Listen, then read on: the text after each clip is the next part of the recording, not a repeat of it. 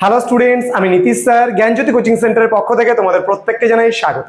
তো স্টুডেন্টস, আজকে আমি তোমাদের সঙ্গে আলোচনা করব একটা অতি গুরুত্বপূর্ণ টপিক নিয়ে, সেটা হচ্ছে তোমাদের মাৎসন্যায় কি, এই বিষয়ে আলোচনা করব। ক্লাসটি শুরু করার পূর্বে তোমাদেরকে বলতে চাই, যারা আমাদের কাছে অনলাইনে পড়তে চাও যে কোনো সাবজেক্টস, ওকে, তারা কিন্তু অবশ্যই আমাদের সেন্টারের সঙ্গে যোগাযোগ করতে পারো অনলাইনে পড়ার কারণে। তোমরা 6295916282 এবং 7076398606 নম্বরে সরাসরি যোগাযোগ করতে পারো।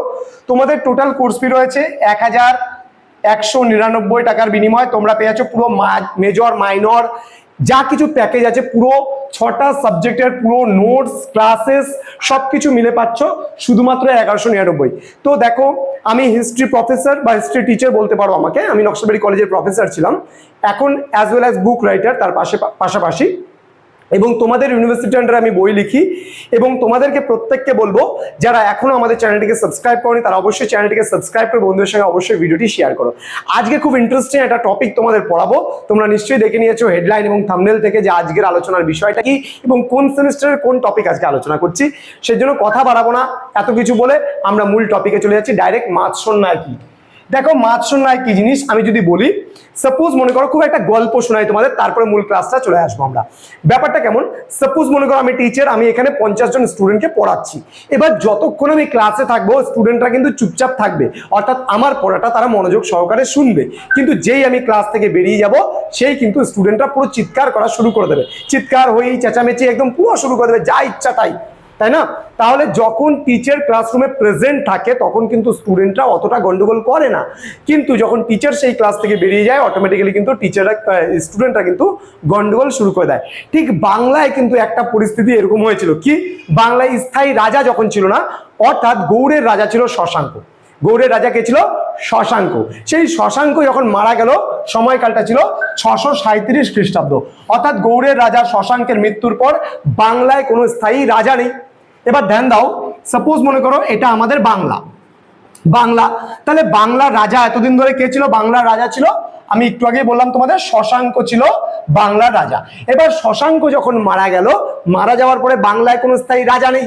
আমি একটু আগেই বললাম যে যখন ক্লাসরুমে টিচার থাকে না, স্টুডেন্টরা গন্ডগোল করে। ঠিক একইভাবে রাজার রাজ্যে যদি রাজা না থাকে তাহলে প্রজারা তো গন্ডগোল করবেই।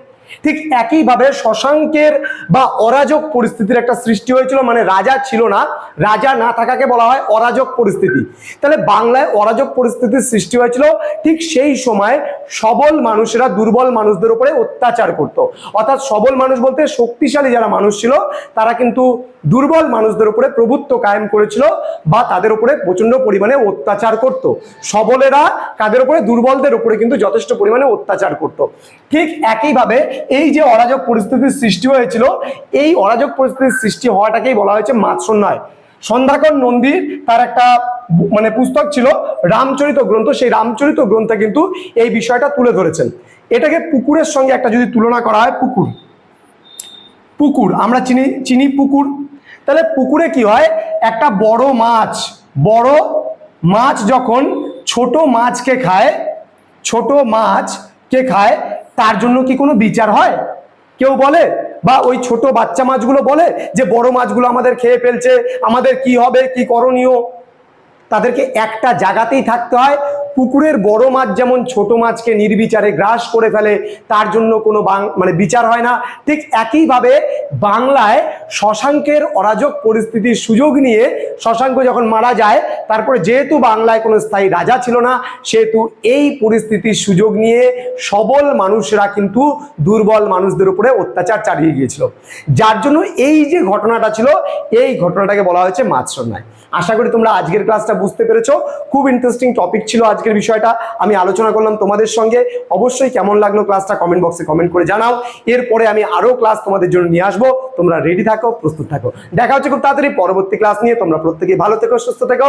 Thank you so much, thanks for watching. After all, thank you students.